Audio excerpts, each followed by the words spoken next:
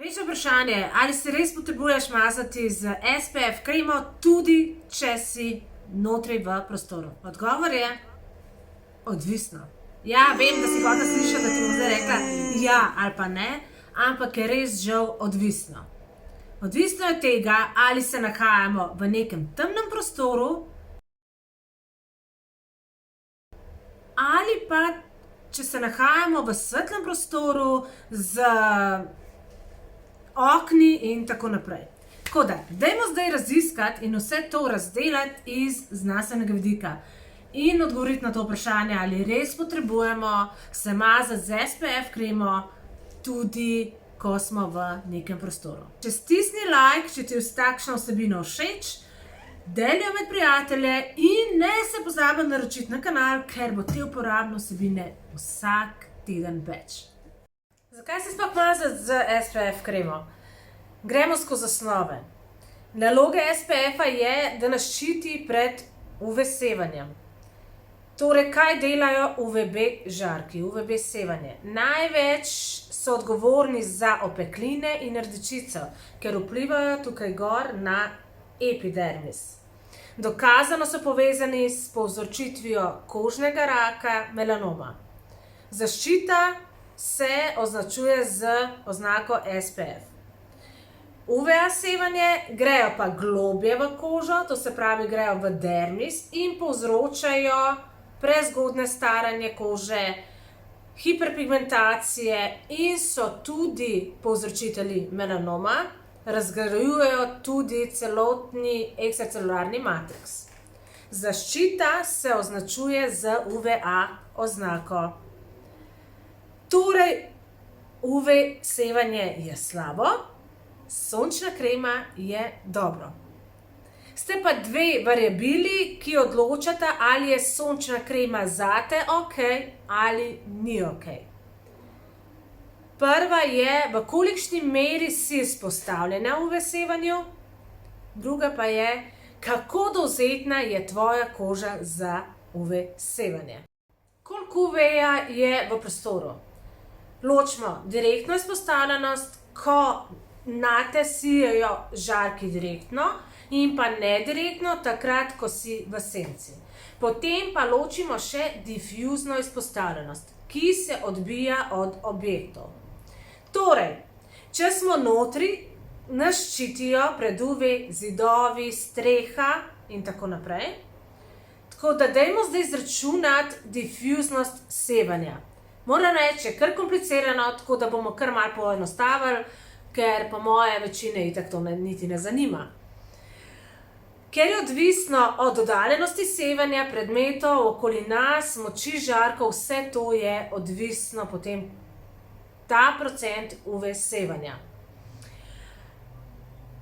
Če poenostavimo, gre za 60% difuzne svetlobe, pa 40% direktne svetlobe sevanja. Če bi bili zdaj na polju in okrog nas ne bi bilo ničesar, bi bilo to 100% sevanja. Ampak ponavadi imamo okoli sebe drevesa, pač okoli prostora, v katerem se nahajamo, imamo drevesa, pročelje, druge stavbe in tako naprej. In po izračunih smo deležni 6% difuzne svetlobe. Zato je tudi pomembno pri samem izračunu, kako daleč smo oddaljeni od te svetlobe. To se pravi, kje se nahaja naš delovni prostor, naša delovna miza. Že samo po metrih se ta procent znižuje. To se pravi, če sedi zraven okna in ni poleg nobenega drevesa, potem si izpostavljena 50% difuznega sevanja. Bolj, ko si stran, manjši je ta procent difuznega sevanja. To se pravi, če si 60 cm stran, pol je to nekje 28%, če si 2 metra stran, je to nekje 14%. Eksponentno ta procent potem pada. Ponavadi pa je tudi med nami steklo. Steklo blokira UVB v celoti, vendar pa blokira 1/3 do 1/4 UVA-ja ne pa 100%. Tako da smo deležni UVA sevanja v prostoru, ampak dlje, ko smo oddaljeni od okna, manj smo izpostavljeni temu sevanju. Količina UV sevanja je odvisna od večjih stvari. To je odvisno od tega, kje živiš, od časa v dnevu in pa tudi seveda od letnega časa. Predvidevam, da si že slišala za UV indeks. Ta nam pove, koliko UV sevanja smo deležni na določenem kraju ob določenem času. S tem potem tudi pridobimo podatke, koliko UV sevanja smo lahko deležni ob določenem času. Obstaja mit, da se nivo UVA sevanja ne spreminja veliko. Se spreminja skozi dan, sam pač ne tako močno kot UVB.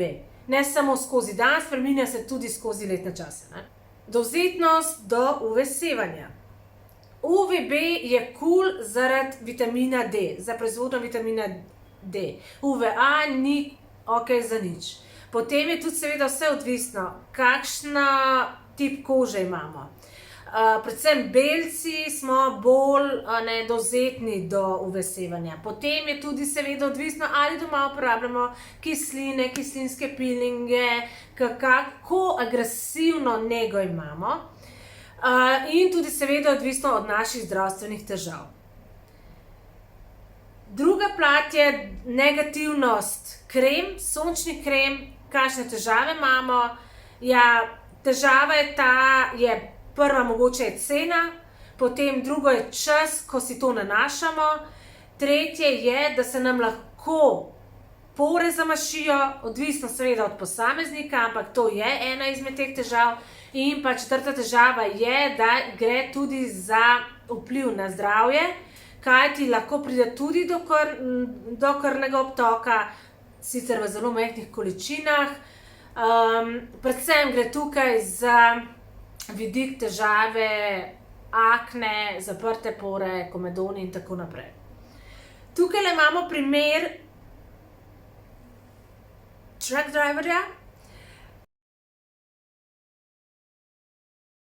ki je, mislim, da 30 let je vozil tovornjak in se vidi vpliv direktne svetlobe in pa difuzne svetlobe. Vse to se vidi v razgradnji kolagena v samem dermisu. Ker UVA žarki, smo se naučili, pridejo skozi steklo in v tem primeru bi se morali mazati z visokim UVA. Tako da razmislite, kaj so vaše prednosti, slabosti v prostoru, kjer se vi nahajate. Še enkrat, če povzamemo. Če se nahajate dlje od direktne svetlobe, od difuzne svetlobe, če ni direktnega sevanja, potem se vprašajte, ali res potrebujem SPF, sploh če si dovzetna za akne. Če nisi dovzetna za akne, pa če si bolj izpostavljena svetlobi, potem se priporoča tudi SPF. Ni nujno seveda 50, tudi to potem variira glede na vse to, kar smo danes našteli.